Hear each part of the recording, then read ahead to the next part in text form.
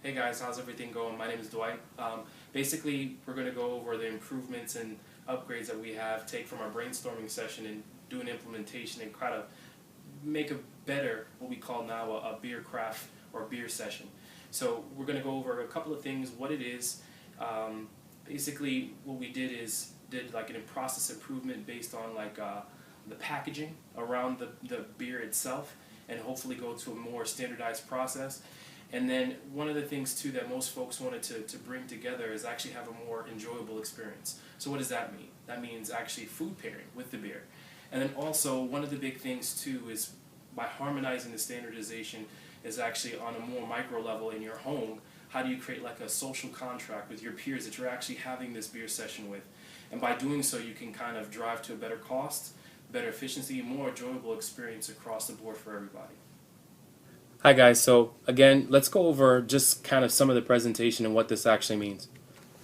So craft beer session, what really is it? What is the session? How is it really developed? Right? And this is mainly going over what our paired agenda is. And improvements by standardization of the container, kind of like what we spoke about earlier very briefly, food and pairing, and then a social group contract that it kind of leads to more of a standardization of a session on a micro level.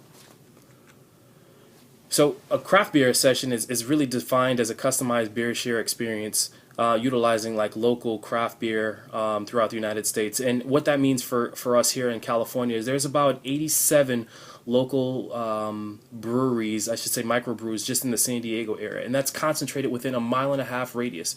So it's a real big subculture movement within Southern California, I should say. And it's classified as effectively a brewery that has less than 2 million barrels a year. So microbrews, nanobrews is actually 1 million or less a year. And so what that does for us is it almost limits the distribution that we can actually have and employ across the United States. And like other beers and other beer sessions, it's almost something that's more subculture, right? So in a subculture, for instance, and I spoke to this in definitely in my papers, that I do jujitsu, and this is almost a byproduct of some of our engagements that's there. And so let's go about the standardization of container. If you see what's on the right, it's actually a pretty novel idea. It's almost a plastic container, but what you can see here on the right hand side is that it's two different levels, right? And one level has a lot more fluid ounces than the next. So the top one is about 3 or 4 fluid ounces, and the bottom one is about 6. And what this is a stackable concept such that you can actually add additional piece parts to the bottom, which would allow you to actually customize your beer experience. So for instance, if all 84 standard breweries were to choose the same type of plastic container, or in this case we'd do more of a metallic based container, so it's like your standard beer can or so have you will, but then do it in different height, circumference stays the same, and it's able to be stacked. It allows you to create one customizable beer sharing experience, and or how do you say, like a customizable beer share for yourself, right? So some of the efficiencies that we get here is it's based on cost, right? So we have a cost improvement because our standard bottle is about 750 milliliters. And the ABV can kind of range anywhere from 15 to 20%, 22%-ish.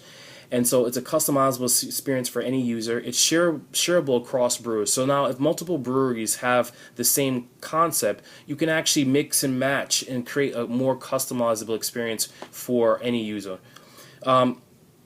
It'll streamline the collaborative effort between multiple breweries. So the session is almost something that we all know about, and it allows you to do a little bit more things than just your standard one-off beer. And then elimination of waste is an important key concept for us, right?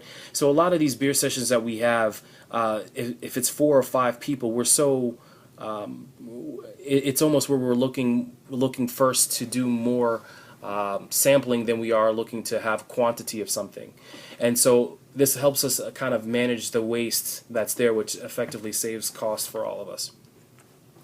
Secondly, we wanted to create a more elegant solution by actually having food pairing. So quite often or not, more often than not, we actually have beer sessions that don't have a good sense of like food balance and food mix. So by creating a food pairing environment for us, it actually will bring our food or beer share a little bit more customizable in the experience that we have altogether.